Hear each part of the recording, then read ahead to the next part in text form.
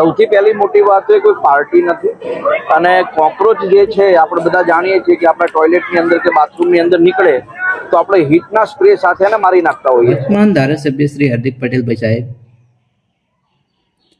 એક બાજુ તમે એવું કહી રહ્યો છો કે આ કોઈ પાર્ટી નથી, કોકરોચ જનતા પાર્ટી એવી કોઈ પાર્ટી નથી, અને બીજી બાજુ તમે ઉદાહરણો કેવા આપી રહ્યા છો કે કોકરોચ શું હોય છે, શું થાય છે. જો કોઈ પાર્ટી નથી તો આટલો ડર કઈ વાતનો છે?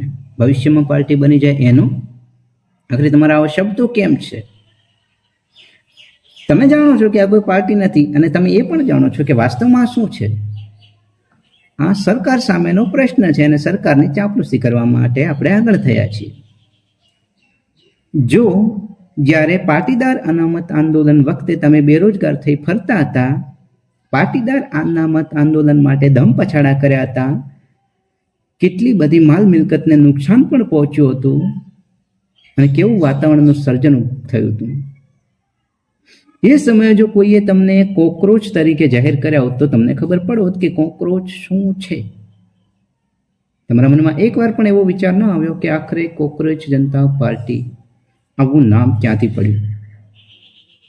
સીજીઆઈ દ્વારા બેરોજગાર યુવાઓ પર આવી કોકરોચ નામની ટિપ્પણી કરવામાં આવી. ત્યાંથી અચાનક જ એક પાર્ટી ઊભી થાય છે. જોતાના જોતામાં ટૂંક જ સમયમાં 22 મિલિયન ફોલોવર થઈ જાય છે. અભિજીત દીપકે જેના સંસ્થાપક છે એ જંતર મંતરમાં આવીને આવું કરે છે. હવે હાર્દિક પટેલભાઈ સાહેબ, તમારી તો શું વાત કરવી, તમે તો બહુ મોટા યશસ્વી વડાપ્રધાન બનવાને લાયક છો ભવિષ્યમાં. તમે ભૂલી ગયા છો કે પાટીદાર અનામત આંદોલન વખતે તમારે શું કરવું પડ્યું હતું. તમે ભૂલી ગયા છો કે જ્યારે તમે સરકારના વિરોધમાં હતા ત્યારે તમે કેવા સ્ટેટમેન્ટ આપી રહ્યા હતા. પણ અમે નથી ભૂલ્યા, અમારી પાસે છે. તમે તો છઠ્ઠીનું ધાવણ લજવ્યું છે પટેલ સાહેબ. અને સરકારમાં ગયા પછી સમાજ માટે શું કર્યું છે, શું નથી કર્યું, એ તો મહત્વનો વિષય રહ્યો છે. સરકારમાં આવ્યા પછી સરદાર વલ્લભભાઈ પટેલના નામના બનેલા સ્ટેડિયમમાં નરેન્દ્ર મોદી સ્ટેડિયમ લાગી ગયું, પણ તમારા મોઢેથી ઊંઘ નથી નીકળતી. તમે શું સમાજનું ભલું કરવાના છો? તમે શું દેશ માટે લડવાના છો? અરે તમે જાતે કહેતા હતા હું જો ભાજપમાં જાઉં કે આમ કરું તો મારી છઠ્ઠીનું ધાવણ લાજે.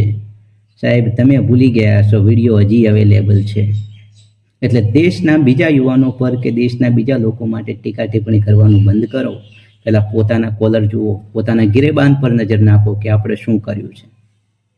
કે આજ હાર્દિક જો ભાજપમાં જોડાયો તો શું થયું?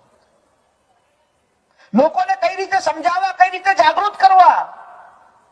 હાર્દિક ભાજપમાં જોડાયો હોત તો પૈસાથી વેચાઈ ગયો હોત એવું કહે, અને કોંગ્રેસમાં જોડાયો તો કે આ તો કોંગ્રેસનો એજન્ટ છે. આપણી જોડે બીજા કોઈ શબ્દો જ નથી. મારી પાસે બે વિકલ્પ હતા, ભાજપ કે કોંગ્રેસ.